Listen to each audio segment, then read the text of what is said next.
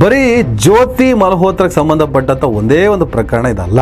2007ರಲ್ಲಿ Samjhauta express rail bomb ಸ್ಫೋಟ ಆಗುತ್ತೆ. ಈ ದಾಳಿಲಿ 68 ಜನ ಮೃತಪಡ್ತಾರೆ. ರಾಷ್ಟ್ರೀಯ ತನಿಖಾ ಸಂಸ್ಥೆ NIA ತನಿಖೆ ನಡೆಸುತ್ತೆ. ಹಿಂದೂ ಬಲಪಂಥೀಯ ಗುಂಪು ಅಭಿನವ್ ಭಾರತ್ಗೆ ಸಂಬಂಧಿಸಿದಂಥ ಸ್ವಾಮಿ ಅಸೀಮಾನಂದ್ ಮತ್ತು ಇತರರು ಈ ಕೃತ್ಯದಲ್ಲಿ ಭಾಗಿಯಾಗಿದ್ದಾರೆ ಅಂತ ಹೇಳಿಬಿಟ್ಟು ಅವ್ರನ್ನ ಅರೆಸ್ಟ್ ಮಾಡುತ್ತೆ. 2019ರಲ್ಲಿ ಈ ಎಲ್ಲ ಆರೋಪಿಗಳು ಸಾಕ್ಷ್ಯಾಧಾರಗಳ ಕೊರತೆಯಿಂದಾಗಿ ಖುಲಾಸೆ ಆಗ್ತಾರೆ. ಇನ್ನು 2008ರಲ್ಲಿ ಮಾಲೇಗಾಂವ್ ಬಾಂಬ್ ಸ್ಫೋಟ. ಈ ದಾಳಿಯಲ್ಲಿ 6 ಮುಸಲ್ಮಾನರು ಮೃತಪಟ್ಟರು. ಈ ಕೇಸ್ನಲ್ಲಿ ಸಾಧ್ವಿ ಪ್ರಜ್ಞಾ ಸಿಂಗ್ ಠಾಕೂರ್ ಮತ್ತು ಲೆಫ್ಟಿನೆಂಟ್ ಕರ್ನಲ್ ಶ್ರೀಕಾಂತ್ ಪುರೋಹಿತ್ ಸೇರಿದಂತೆ ಹಲವರನ್ನ ಬಂಧಿಸಲಾಗುತ್ತೆ. ಈ ಘಟನೆಯನ್ನ ಹಿಂದೂ ಭಯೋತ್ಪಾದನೆ ಅಂತ ಆ ಸಂದರ್ಭದಲ್ಲಿ ಕೆಲವರು ಕರೀತಾರೆ. UAPA 16ರ ಅಡಿಯಲ್ಲಿ ಸಾಧ್ವಿ ಪ್ರಜ್ಞಾ ಸಿಂಗ್ ಮತ್ತಿತರರಿಗೆ ಮರಣದಂಡನೆ ನೀಡುವಂತೆ ಮುಂಬೈ ವಿಶೇಷ ನ್ಯಾಯಾಲಯಕ್ಕೆ NIA ಒತ್ತಾಯ ಮಾಡಿದೆ. ತೀರಾ ಇತ್ತೀಚೆಗೆ ಎಲ್ಲ ಭಯೋತ್ಪಾದಕರು ಮುಸಲ್ಮಾನರಲ್ಲ, ಆದರೆ ಭಯೋತ್ಪಾದಕರೆಲ್ಲ ಮುಸಲ್ಮಾನರೇ.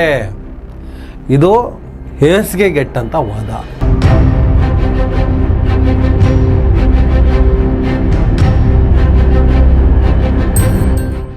ಹಲೋ, ನಮಸ್ಕಾರ. ಈ ಭಯೋತ್ಪಾದನೆಗೆ ಧರ್ಮ ಇಲ್ಲ ಅಂತ ಮೊದಲಿಂದನೂ ಹೇಳ್ತಾ ಇದ್ದೀನಿ. ಆದರೂ ಕೇಳೋ ಮನಸ್ಸುಗಳಿಲ್ಲ. ಅಂದರೆ ಎಲ್ಲ ಮನಸ್ಸುಗಳಲ್ಲ, ಕೆಲವು ಪ್ರಪಗಂಡವನ್ನು ಇಟ್ಟುಕೊಂಡಿರುವ, ಆ ಮೂಲಕ ಲಾಭಕ್ಕೆ ಹವಣಿಸುತ್ತಿರುವ ಅಥವಾ ಲಾಭ ಮಾಡಿಕೊಳ್ಳುತ್ತಿರುವ ಈ ಸ್ವಾರ್ಥ ಮನಸ್ಥಿತಿಗಳು ಇಡೀ ದೇಶವನ್ನು ಬೆಂಕಿ ಇಟ್ಟು ಆ ಬೆಂಕಿಯಲ್ಲಿ ಬೇಳೆ ಬೇಯಿಸ್ಕೊಳ್ಳೋಣ ಅಂಥೇಳಿ ಪ್ರಯತ್ನ ಪಡ್ತಾ ಇರುವಂಥ ಮನಸ್ಥಿತಿಗಳನ್ನು ಹೊರತುಪಡಿಸಿದ್ರೆ ಮತ್ತೆಲ್ಲರಿಗೂ ನಮ್ಮ ಮಾತು ಖಂಡಿತವಾಗಲೂ ಅರ್ಥ ಆಗ್ತಿದೆ.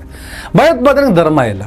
ಅವನು ಯಾವನೋ ಮುಸಲ್ಮಾನ, ಅಲ್ಲೆಲ್ಲೋ ಬಾಂಬಿಟ್ಟ, ಆ ಕಾರಣಕ್ಕೆ ಮುಸಲ್ಮಾನ ಧರ್ಮವೇ ಭಯೋತ್ಪಾದಕರ ಧರ್ಮ, ಭಯೋತ್ಪಾದನೆಗೆ ಮುಸ್ಲಿಂ ಧರ್ಮ, ಇಸ್ಲಾಂ ಧರ್ಮ ಪ್ರಚೋದನೆ ನೀಡುತ್ತೆ, ಇಸ್ಲಾಂ ಅನ್ನೋದೇ ಟೆರರಿಸಮ್ ಅಂತ ಹೇಳ್ಬಿಟ್ಟು ಡಿಕ್ಲೇರ್ ಮಾಡಿ ಕೆಲವರು ಇದೇ ವಾದವನ್ನು ಮಾಡ್ಕೊಂಡು ಲಾಭವನ್ನು ಮಾಡ್ಕೊತಾರೆ. ಈಗ ಜ್ಯೋತಿ ಮಲ್ಹೋತ್ರಾ ಅಂತ ಹೇಳ್ಬಿಟ್ಟು ಪಾಕಿಸ್ತಾನಕ್ಕೆ ಬೇಹುಗಾರಿಕೆ ಮಾಡಿದ ಆರೋಪದಲ್ಲಿ ಹರಿಯಾಣ ಮೂಲದ ಒಬ್ಬ ಯೂಟ್ಯೂಬರ್ ಅರೆಸ್ಟ್ ಆಗಿದ್ದಾರೆ. ಬೇಹುಗಾರಿಕೆ ಮಾಡಿದ ಯಾವ ದೇಶಕ್ಕೆ?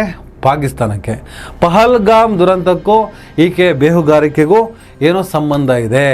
ಸೂಕ್ಷ್ಮವಾದ ಸಂವೇದನಶೀಲ ಮಾಹಿತಿಯನ್ನು ಪಾಕಿಸ್ತಾನಕ್ಕೆ ಈಕೆ ಹಂಚ್ಕೋತಾ ಇದ್ಲು. ಇವೆಲ್ಲದರ ಪರಿಣಾಮವೇ ಭಾರತದಲ್ಲಿ ಭಯೋತ್ಪಾದನೆ ಅಂತಹ ಕೃತ್ಯ ನಡೀತಿದೆ.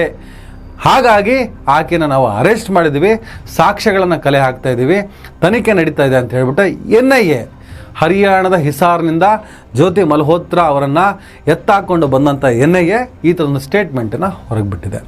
ಇನ್ನು ತನಿಖೆ ನಡೀಬೇಕು, ತನಿಖೆಯಲ್ಲಿ ಸಾಕ್ಷ್ಯಗಳನ್ನು ಸಂಗ್ರಹಿಸಬೇಕು. ಅದಾದಮೇಲೆ ಕೋರ್ಟ್ ಅನ್ನೋದೊಂದಿದೆ.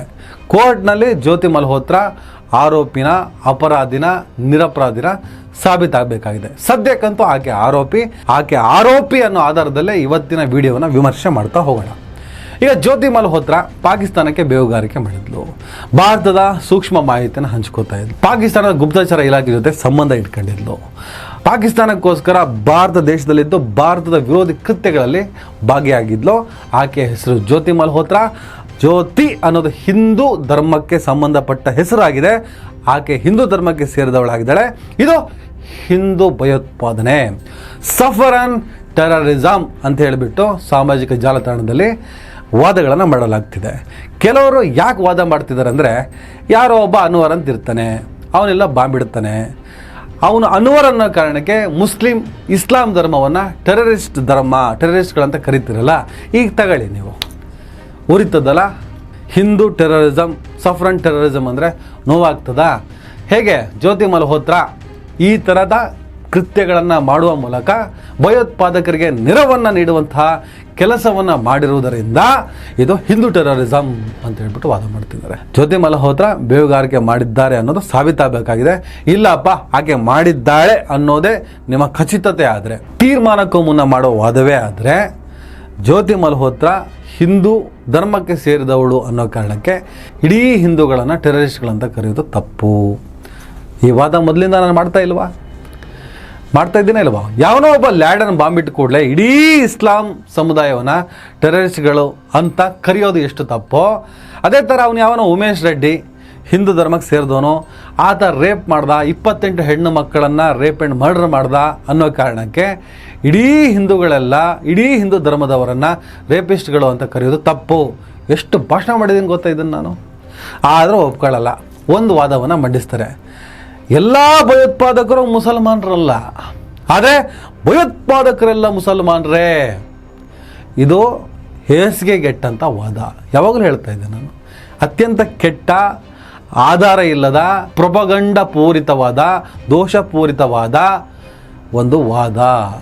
ಮುಸಲ್ಮಾನರನ್ನ, ಮುಸ್ಲಿಂ ಧರ್ಮವನ್ನು ಟೆರರಿಸ್ಟ್ಗಳಂತ ಹೇಳ್ಬಿಟ್ಟು ಈಸಿಯಾಗಿ ಕರೆದುಬಿಟ್ಟು ಅವ್ರನ್ನ ದೂರ ಇಟ್ಬಿಡೋದು, ಅವರನ್ನು ನೋಡಿದ ಕೂಡಲೇ ಭೂತ ಬಂತು ಭೂತ ಅಂತ ಹೆದರೋ ಥರ ಒಂದು ಮನಸ್ಥಿತಿನ ಸೃಷ್ಟಿ ಮಾಡಿ ಆ ಮೂಲಕ ಲಾಭಕ್ಕೋಸ್ಕರ ಹವಣಿಸುವಂತಹ ರಾಜಕೀಯ ಸಂಘಟನಾ ಪ್ರೇರಿತ ದುರುದ್ದೇಶ ಅಂತ ಹೇಳ್ಬಿಟ್ಟು ಯಾವಾಗಲೂ ನಾನು ವಾದವನ್ನು ಮಾಡ್ತಾನೇ ಇದ್ದೀನಿ.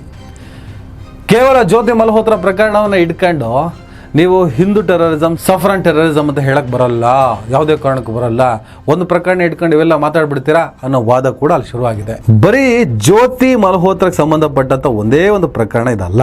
2007ರಲ್ಲಿ ಸಂಜೋತ ಎಕ್ಸ್ಪ್ರೆಸ್ ರೈಲ್ ಬಾಂಬ್ ಸ್ಫೋಟ ಆಗುತ್ತೆ. ಈ ದಾಳಿಲಿ 68 ಜನ ಮೃತಪಡ್ತಾರೆ. ರಾಷ್ಟ್ರೀಯ ತನಿಖಾ ಸಂಸ್ಥೆ NIA ತನಿಖೆ ನಡೆಸುತ್ತೆ. ಹಿಂದೂ ಬಲಪಂಥೀಯ ಗುಂಪು ಅಭಿನವ್ ಭಾರತ್ಗೆ ಸಂಬಂಧಿಸಿದಂಥ ಸ್ವಾಮಿ ಅಸೀಮಾನಂದ್ ಮತ್ತು ಇತರರು ಈ ಕೃತ್ಯದಲ್ಲಿ ಭಾಗಿಯಾಗಿದ್ದಾರೆ ಅಂತ ಹೇಳಿಬಿಟ್ಟು ಅವ್ರನ್ನ ಅರೆಸ್ಟ್ ಮಾಡುತ್ತೆ. 2019ರಲ್ಲಿ ಈ ಎಲ್ಲ ಆರೋಪಿಗಳು ಸಾಕ್ಷ್ಯಾಧಾರಗಳ ಕೊರತೆಯಿಂದಾಗಿ ಖುಲಾಸೆ ಆಗ್ತಾರೆ. ಇನ್ನು 2008ರಲ್ಲಿ ಮಾಲೆಗಾಂವ್ ಬಾಂಬ್ ಸ್ಫೋಟ.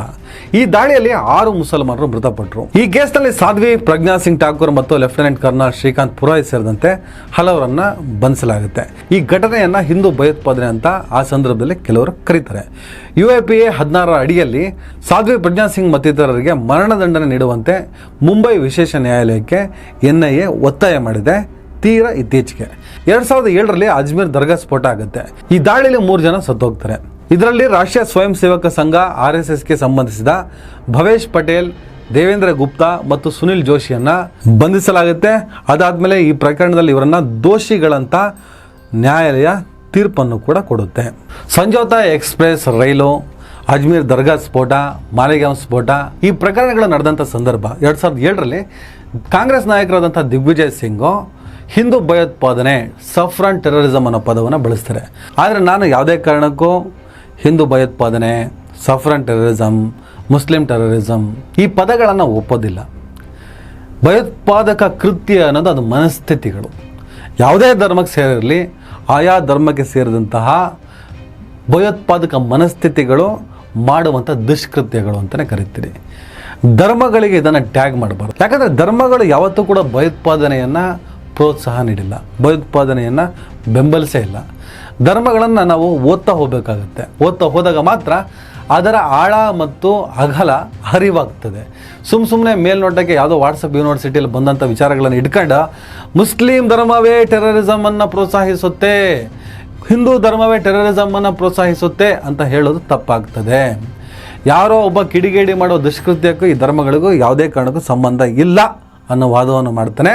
ಜ್ಯೋತಿ ಮಲ್ಹೋತ್ರಾ ಪಾಕಿಸ್ತಾನಕ್ಕೆ ಮಾಡಿದಂಥ ಬೇಹುಗಾರಿಕೆ ಆಕೆಯ ಸ್ವಯಂ ಕೃತಾಪರಾಧವೇ ಹೊರತು ಹಿಂದೂ ಧರ್ಮಕ್ಕೂ ಜ್ಯೋತಿ ಮಲ್ಹೋತ್ರಾ ಮಾಡಿದಂತಹ ಕೃತ್ಯಕ್ಕೂ ಸಂಬಂಧ ಇಲ್ಲ. ಈ ಜ್ಯೋತಿ ಮಲ್ಹೋತ್ರಾ ಟ್ರಾವೆಲ್ ವಿತ್ ಜೋ ಅನ್ನುವಂಥ ಯೂಟ್ಯೂಬ್ ಚಾನಲ್ನ ನಡೆಸ್ತಾಳೆ. ಸುಮಾರು 3.77 ಲಕ್ಷಕ್ಕೂ ಹೆಚ್ಚು ಸಬ್ಸ್ಕ್ರೈಬರ್ ಇದ್ದಾರೆ. 1.33 ಲಕ್ಷ ಇನ್ಸ್ಟಾಗ್ರಾಮ್ನಲ್ಲಿ ಫಾಲೋವರ್ನ ಇಟ್ಕೊಂಡಿದ್ದಾಳೆ. 2023ರಲ್ಲಿ ಜ್ಯೋತಿ ಪಾಕಿಸ್ತಾನಕ್ಕೆ ಭೇಟಿ ನೀಡಿರ್ತಾಳೆ. ಆಗ ಪಾಕಿಸ್ತಾನ ಹೈಕಮಿಷನ್ನ ಸಿಬ್ಬಂದಿಯಾದ ಎಹಸಾನ್ ಉರ್ ರಹೀಂ ಉರ್ಫ್ ಡ್ಯಾನಿಶ್ ಅಂತ ಅವನ ಇನ್ನೊಂದು ಹೆಸರು, ಅವನ ಜೊತೆ ಸಂಪರ್ಕವನ್ನು ಸಾಧಿಸ್ತಾಳೆ. ಡ್ಯಾನಿಶ್ ಪಾಕಿಸ್ತಾನದ ಗುಪ್ತಚರ ಅಧಿಕಾರಿಗಳಿಗೆ ಈಕೆನ ಪರಿಚಯ ಮಾಡಿಕೊಡ್ತಾನೆ. ಇವರು ವಾಟ್ಸಪ್, ಟೆಲಿಗ್ರಾಮ್ ಮತ್ತು ಸ್ನ್ಯಾಪ್ಚಾಟ್ನಂತಹ ಎನ್ಕ್ರಿಪ್ಟೆಡ್ ಪ್ಲಾಟ್ಫಾರ್ಮ್ಗಳ ಮೂಲಕ ಗುಪ್ತಚರ ಅಧಿಕಾರಿಗಳೊಂದಿಗೆ ಸಂಪರ್ಕದಲ್ಲಿದ್ದರು ಮತ್ತು ಸಂಪರ್ಕಗಳನ್ನು ಜಟ್ ರಂಧಾವಾನಂತಹ ತಪ್ಪು ಹೆಸರುಗಳಲ್ಲಿ ಸೇವ್ ಮಾಡಿದರು. ಇವರ ಯೂಟ್ಯೂಬ್ ಚಾನಲ್ನಲ್ಲಿ Indian girl in Pakistan, Indian girl exploring Lahore ಮುಂತಾದ ವಿಡಿಯೋಗಳು ಪಾಕಿಸ್ತಾನದ ಸಕಾರಾತ್ಮಕ ಚಿತ್ರಣವನ್ನು ತೋರಿಸುತ್ತೆ. ಇದನ್ನು ಪ್ರಚಾರಕ್ಕಾಗಿ ಬಳಸ್ಕೊಂಡಿದ್ದಾರೆ ಅಂತ NIA ಅಧಿಕಾರಿಗಳು ಆರೋಪವನ್ನು ಮಾಡ್ತಾರೆ. ಇವರನ್ನು ಅಫಿಷಿಯಲ್ ಸೀಕ್ರೆಟ್ಸ್ ಆ್ಯಕ್ಟ್ 1923 ಮತ್ತು ಭಾರತೀಯ ನ್ಯಾಯ ಸಂಹಿತಾ BNS ಸೆಕ್ಷನ್ 152ರ ಅಡಿಯಲ್ಲಿ ಆರೋಪವನ್ನು ಮಾಡಿ ತನಿಖೆಯನ್ನು ಕೈಗೆತ್ತಿಕೊಂಡಿದ್ದಾರೆ. ಸದ್ಯ ಜ್ಯೋತಿ ಮಲ್ಹೋತ್ರಾ ಪೊಲೀಸ್ ಕಸ್ಟಡಿಯಲ್ಲಿದ್ದಾರೆ. ಜ್ಯೋತಿ ಮಲ್ಹೋತ್ರಾ ಅವರ ಆರ್ಥಿಕ ವಹಿವಾಟು, ಪ್ರಯಾಣ ಇತಿಹಾಸ, ಎಲೆಕ್ಟ್ರಾನಿಕ್ ಡಿವೈಸ್ಗಳನ್ನು ತನಿಖೆ ಮಾಡಲಾಗ್ತಾ ಇದೆ. ಈಕೆ ಪಾಕಿಸ್ತಾನದ ಗುಪ್ತಚರ ಅಧಿಕಾರಿಯ ಜೊತೆಗೆ ಇಂಡೋನೇಷ್ಯಾದ ಬಾಲಿಗೆ ಪ್ರಯಾಣ ಮಾಡಿದ್ಲು ಅಂತ ಕೆಲವು ಮಾಹಿತಿಗಳು ತಿಳಿಸ್ತಾ ಇದೆ. ಇವಿಷ್ಟು ಜ್ಯೋತಿ ಮಲ್ಹೋತ್ರಕ್ಕೆ ಸಂಬಂಧಪಟ್ಟ ಹಾಗೆ ಬಂದಿರುವ ಆರೋಪಗಳು ಮತ್ತು ತನಿಖೆಯ ಹಂತದ ಮಾಹಿತಿಗಳು. ಓವರಾಲ್ ಆಗಿ ಇವತ್ತು ನಾನು ಏನು ಹೇಳಕ್ಕೆ ಹೊರಟಿದ್ದೀನಿ ಅನ್ನೋದು ನಿಮ್ಗೆ ಅರ್ಥ ಆದರೆ ದಯವಿಟ್ಟು ಅರ್ಥ ಮಾಡ್ಕೊಳ್ಳಿ. ಬರೀ ಪ್ರೊಪಗಂಡದಲ್ಲೇ ಉಸಿರಾಡ್ತೀವಿ, ಕೇವಲ ಲಾಭಕ್ಕೆ ಹವಣಿಸ್ತೀವಿ ಅನ್ನೋರಿದ್ದರೆ ದಯವಿಟ್ಟು ಸುಧಾರಿಸ್ಕೊಳ್ಳಿ. ಭಯೋತ್ಪಾದನೆಗೆ ಧರ್ಮವಿಲ್ಲ. ಎಲ್ಲ ಭಯೋತ್ಪಾದಕರು ಆ ಧರ್ಮದವರಲ್ಲ, ಆದರೆ ಭಯೋತ್ಪಾದಕರೆಲ್ಲ ಆ ಧರ್ಮದವರೇ. ಈ ಟಾಪಿಕ್ನೇ ಬಿಟ್ಬಿಡಿ. ಯಾಕಂದರೆ ಒಂದು ದಿನ ಎಲ್ಲ ಧರ್ಮದವರು ಕೂಡ ಉತ್ತರದಾಯಿಗಳಾಗಬೇಕಾಗ್ತದೆ, ಉತ್ತರಿಸಬೇಕಾಗ್ತದೆ. ಸಮಯ ಸಂದರ್ಭ ಬಂದು ಹೋಗ್ತದೆ. ಯಾಕಂದರೆ ಭಯೋತ್ಪಾದನೆ ಅನ್ನೋದು ಮನಸ್ಥಿತಿ. ಆ ದುಷ್ಟ ಮನಸ್ಥಿತಿಗಳು ಎಲ್ಲ ಧರ್ಮದಲ್ಲೂ ಇದ್ದಾರೆ, ಆಗಾಗ ಬೆಳಕಿಗೆ ಬರ್ತಾರೆ. ನಮಸ್ಕಾರ. ದಯವಿಟ್ಟು ಎಲ್ಲರೂ ಈ ಚಾನಲ್ನ ಸಬ್ಸ್ಕ್ರೈಬ್ ಮಾಡಿ. ನಿಮ್ಗೆ ಇಷ್ಟ ಆದರೆ ಈ ಚಾನಲ್ಗೆ ಜಾಯ್ನ್ ಆಗಿ. ಈ ವಿಡಿಯೋ ಇಷ್ಟ ಆದರೆ ದಯವಿಟ್ಟು ಎಲ್ಲರೂ ಶೇರ್ ಮಾಡಿ. ಸ್ವತಂತ್ರ ಪತ್ರಿಕೋದ್ಯಮವನ್ನು ಬೆಂಬಲಿಸಿ. ನನ್ನ ಯುಕ್ತಿಗೆ ನಿಮ್ಮ ಶಕ್ತಿಯೇ ಶ್ರೀರಕ್ಷೆ.